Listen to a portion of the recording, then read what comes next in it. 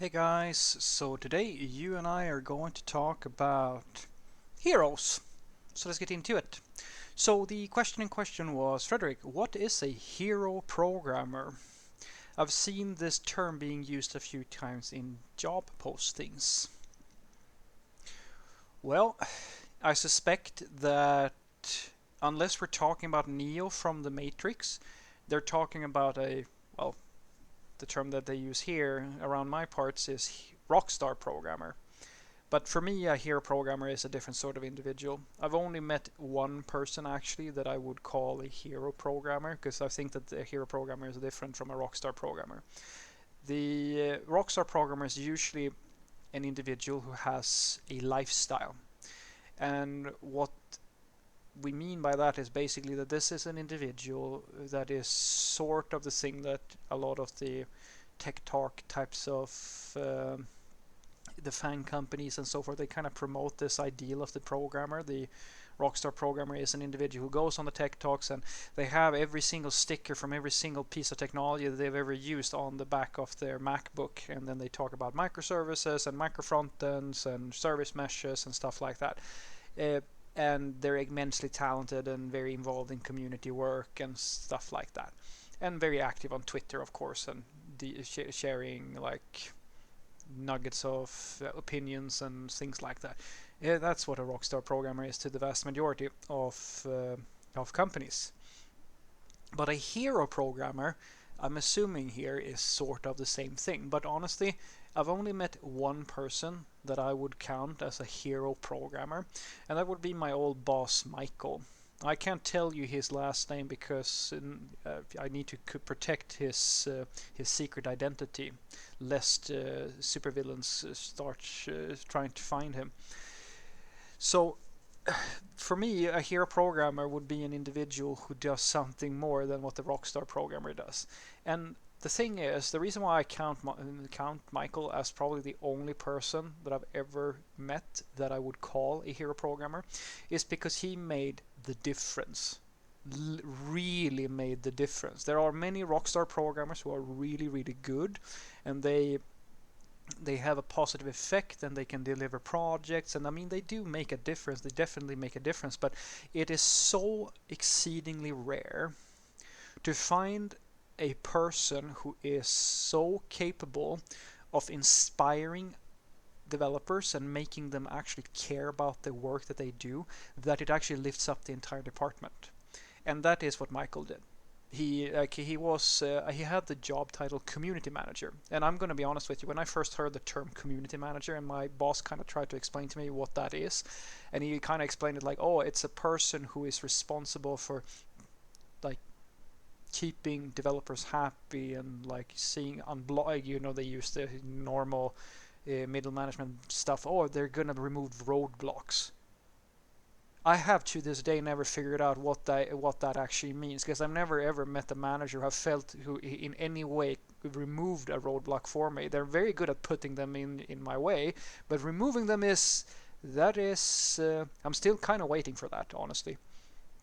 But for the most part, I kind of dismissed it because the title seemed to be just another title, that because middle management loves to invent their own titles. Like I swear to God, there are so many people working in middle management that I'm 100% sure that they invent their own job title. Like if you go to two companies, you won't find the same title. But if you can sell that this is the thing that you are to the company, they're going to hire you, and here you are. You just created a job or a new profession, basically a new role within a company. And I kind of dismissed the same thing when we first started talking about getting this sort of individual, because I kind of expected that, well, this is just going to go how it usually goes when you try to get some type of management character who is supposed to care about the developers and like make them engaged and so forth. And then I met Michael, and I can only say that I have never met an individual that made me believe as much in a person's. He made me believe, like really made me believe. I have never met a person who, like, I still count him as the only person I've ever met that he defines the job. He defines the community manager job. No, I've never met anybody remotely as talented as this person in this regard. I mean, his enthusiasm was through the fucking roof. Honest to God, I mean, the excess enthusiasm that he had for the work that we did and like engineering, it could power a small city. That is how engaged he was and how much he loved what he did. You could see the fire in this man's eyes.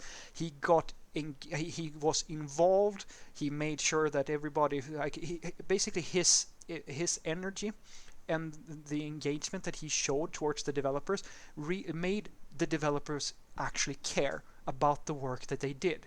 And that is the most important gift any manager could possibly give to the engineering department. Because the thing is, guys, in practically every single company, when you're dealing with the engineering department, you have people, like, some people really care about the work that they do and they try to push it, but the vast majority of people, after a while, they stop caring as much as they used to. They're not going to push it as much. They're not going to feel as engaged. And it can be many things. It can be that they're not that sort of person. It can also be that they simply have too many things going on at the same time, or it's too hard to get things to happen and so forth. And having someone who is, well, practically a cheerleader, because that is basically what he was. He was a cheerleader in many cases, but much more than that. A driving force towards making people care more about the work that they did. That is a fucking hard job, to get people engaged and to get them to care, and not just, not just having small meetings here and there. No, we're going to talk about synergy and we're going to talk some stuff that most people don't like. There are so many managers who are so good at just creating pointless meetings that don't actually end with any results. It's just another meeting for a lot of developers. But Michael, he could reach people in a way that I've never seen any manager ever do. And I still, to this day, unfortunately, he needed to quit due to personal reasons. I still tell anybody who's willing to hear, it was the greatest loss to this company, because he was a true hero programmer. Him being in the company, he was the sort of manager that he could make the difference. I am completely convinced that he could basically make a success case out of any environment he goes into. And like, even if you have the most poisonous, horrible work environment among the engineers, he will be able to save that situation. I had such strong faith in him. He had, as I said, he had the enthusiasm, but he didn't just have the enthusiasm. He had an emotional intelligence that was at such a high level that it is hard to describe it. He was perceptive as hell. He could read people. He could talk to them, even regardless of what type of person you were. He could reach you, and he could get you to a point where even if you're the most bitter senior in the world and you don't care about anything, he could make you care more. He can't, you can't completely change an individual per se, but he could make you care more than you probably did before you met him. And that is a fucking superpower in the engineering department. So what I want you to take away from this is that hero programmer, probably for most people's definitions, is the same thing as rockstar programmer. It just basically means that you have a lifestyle. You are the sort of person who goes to tech talks, or maybe you host them yourself. You go on Twitter, share your experiences. You sit on YouTube and talk about programming, or you make coding videos or things like that. And you really care about the industry. You care about IT. You care about tech. And then you have the skills to back it up. These are the sorts of developers that all the FAANG companies want to hire. Every single company practically wants to hire these sorts of people. The reason why they want to do that is because programming is the sort of profession where that sort of mental attitude towards the work you do results in better quality, usually. The end result is usually better, and you want as many of these people as humanly possible, because on average you will find that some of them will stay that way for a long time, but most will go into like a kind of lethargic, apathetic, lazy type of coder mentality where they stop pushing and they kind of don't care as much anymore. And that's at least the normal definition. My definition of a hero programmer is an individual who can come into the engineering department and make people a better programmers. They can the sort of person who can come into a department and actually take that department from just these lethargic kind of apathetic programmers and make them be better, make them cooperate more, make them produce better results, make them want to be involved in the success of the company. And I've only ever met one person that could do that.